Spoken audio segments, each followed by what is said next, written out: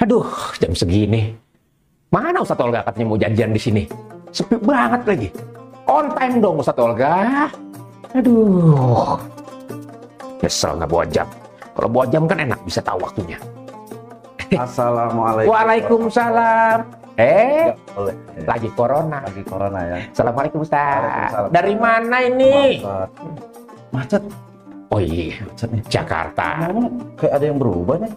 Apanya? Kayaknya makin seger aja nih. Alhamdulillah ya.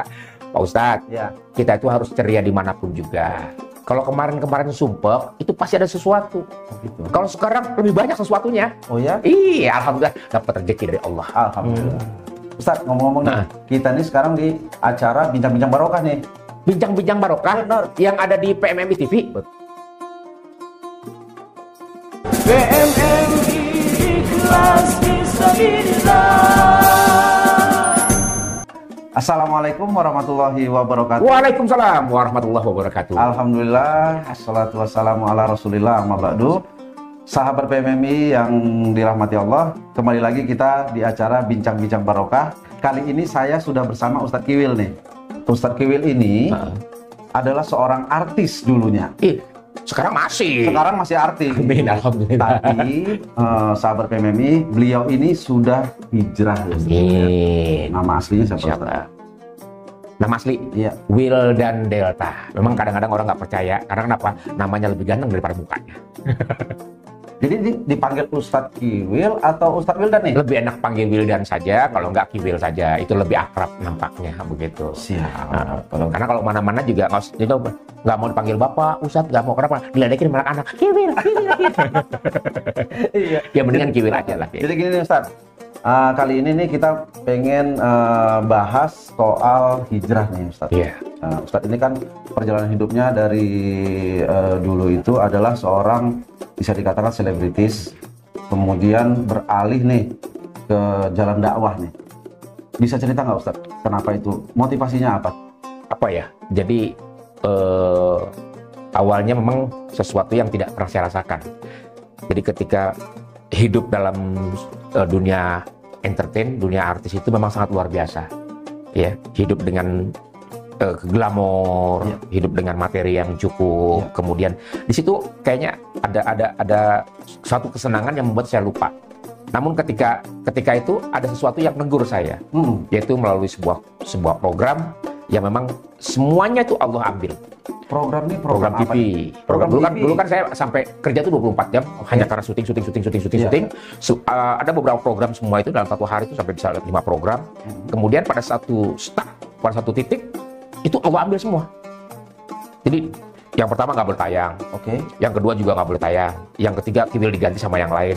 Yang keempat itu juga sama, di cancel. Bapak bungkus lah, selesai sinetronnya. Begitu juga semua program. Sampai dalam satu hari itu saya nggak syuting. Pingsan nggak itu? Enggak. Cuma apa namanya dulu masih sok aja gitu. Tapi karena dulu merasa masih punya duit, masih nyantai lah ini. Namun ketika programnya Allah ambil, kemudian duit kan makin habis karena kita nggak punya kerjaan. Ya istri minta ini, anak minta ini, kita minta transfer. Udah mulai pusing tuh.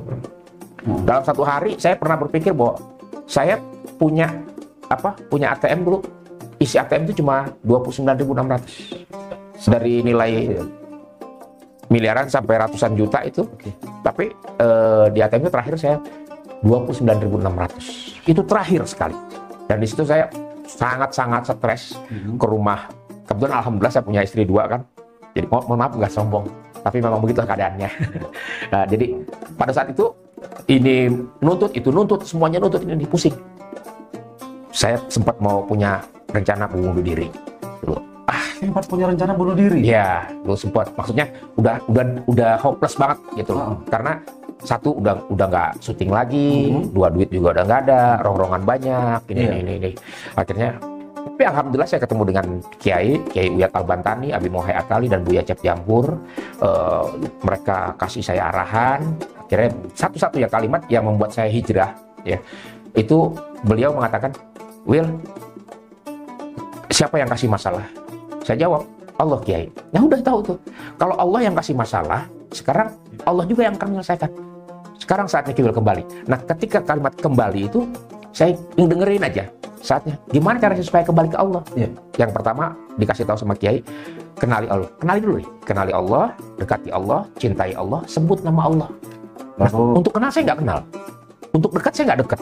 Karena dulu ibadah saya jarang. Kemudian untuk cinta juga bagaimana? Tapi ketika suruh nyebut nama Allah, jadi patokan buat saya. Iya. Apa saya harus gimana ya? Ya udah sebut aja. Jadi setiap hari saya nyebut. Dari pas pulang, Allah, Allah, Allah, Allah, Allah, Allah, Itu Allah, aja. Allah. Tiap hari.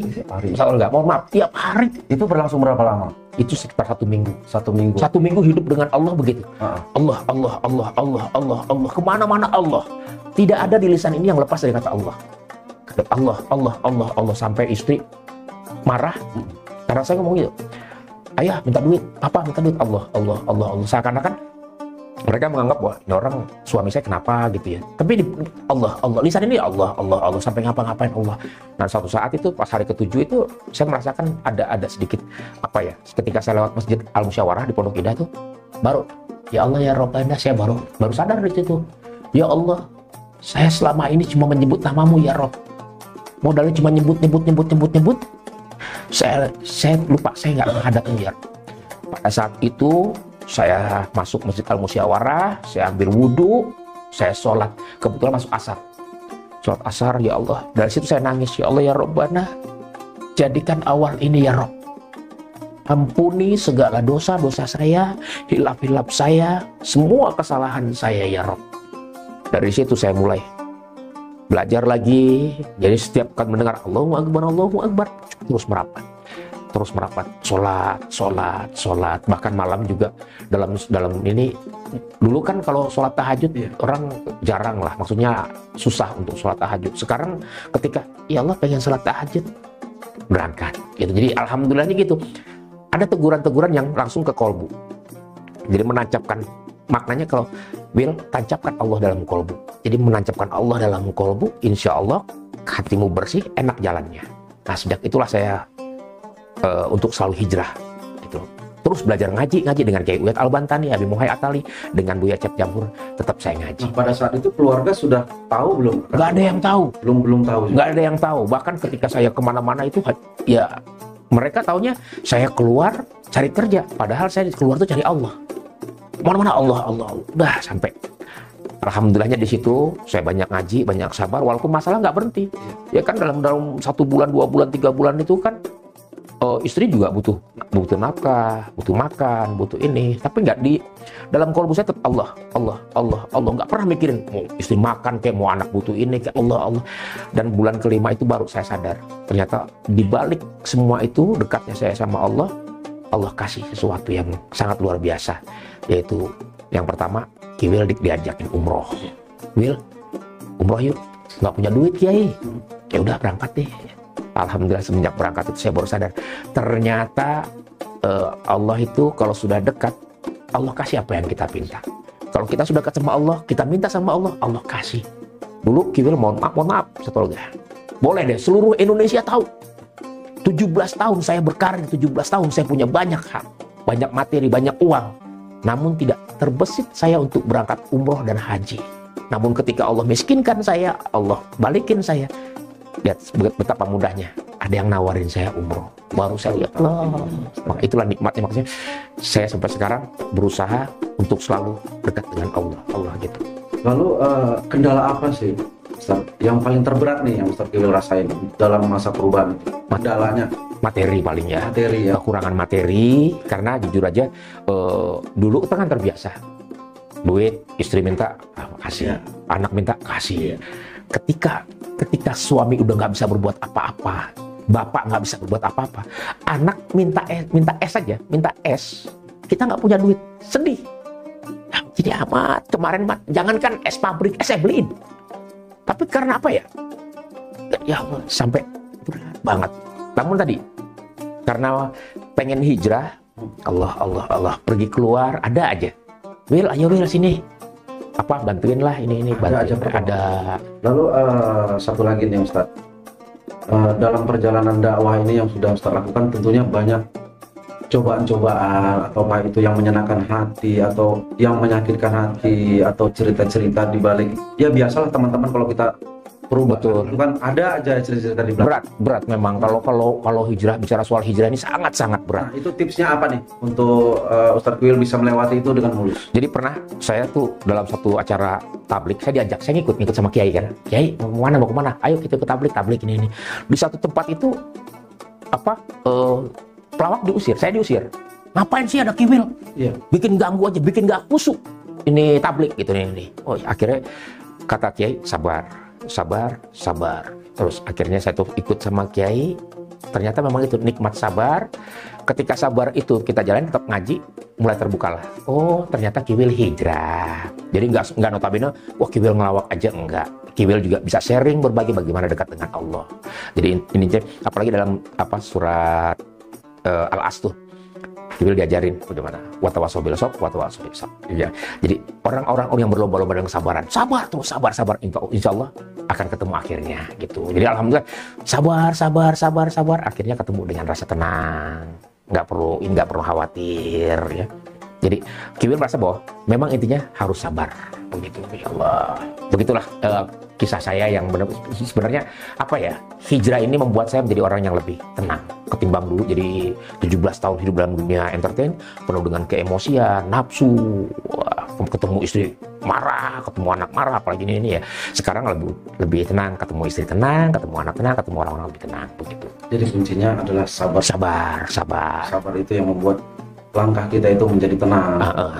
Ya kadang-kadang itulah yang untuk menjaga kesabaran ini agak berat, sangat berat. Makanya saya membiasakan diri untuk menerima semua apa yang jelek.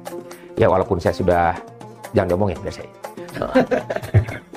Para bilang, lebih menyatakan bahwa iya saya jelek gitu. Iya saya jelek. Karena kenapa? Menghinakan diri sendiri bukan berarti saya terhina gitu loh. Tapi saya tidak mau mendapatkan pujian karena kata belajar sama Kiai, setiap orang yang memuji adalah godaan. Jadi setiap pujian adalah kesengsaraan, ya, dusta yang kayak gitu. Makanya saya paling nggak suka dipuji-puji. Oh Kiwil ganteng, oh fitnah, fitnah itu, gitu loh. Mendingan yang real-real aja, gitu loh. Depan ngomong, Kiwil ganteng, giliran pulang, amit-amit sama baik kayak gitu. Ya seperti itu. Jadi udah terbiasa melatih kesabaran. Masalah pun yang sampai sekarang ini, masalah tuh nggak pernah berhenti, tapi saya berusaha untuk selalu sabar. Sebelum lupa, kita ini sebenarnya kan ada janjian ya sebenarnya, mau pergi bareng ya? Ya Allah, mau ketemu sama ketua PMMI, Kiai Haji Teguh Zulfikar. Ya Allah, siapa yang ngaji langsung aja. Tapi sebelum itu kita tutup dulu ya. Oh ya, alhamdulillah kelar juga ya. Aduh, mohon maaf. Emang biasanya ketemu orang di halte? Enggak sih, cuma kan kita naik kendaraan umum. Oh, enggak, mau dari tadi kita ngobrol begini, kok Transjakarta belum masuk ya? Ngobrol doang. Kayaknya dampak dari. Oh iya, ada pembatasan gitu. Sahabat PMMI yang dimuliakan Allah, begitulah tadi bincang-bincang kita dengan Ustadz Kiwil seputar hijrah. Jadi sahabat-sahabat PMMI jangan takut untuk bisa hijrah. Ya, segera hijrah, dan kuncinya adalah sabar aja menjalaninya. Mudah-mudahan ada pertolongan dari Allah. Amin ya robbal alamin. Dan semoga rahmat Allah selalu datang. Amin. Minta doa saya sih cuma satu, buat semua pemirsa PMMI TV, doakan saya untuk selalu istiqomah, hidup dalam dakwah. Ya Allah ya Rabbana, wafatkan Kiwil dalam keadaan husnul khotimah. Amin. Baiklah, sahabat PMMI, sampai ketemu lagi di episode yang selanjutnya bersama dengan tamu-tamu yang lain tentunya. Assalamualaikum warahmatullahi wabarakatuh.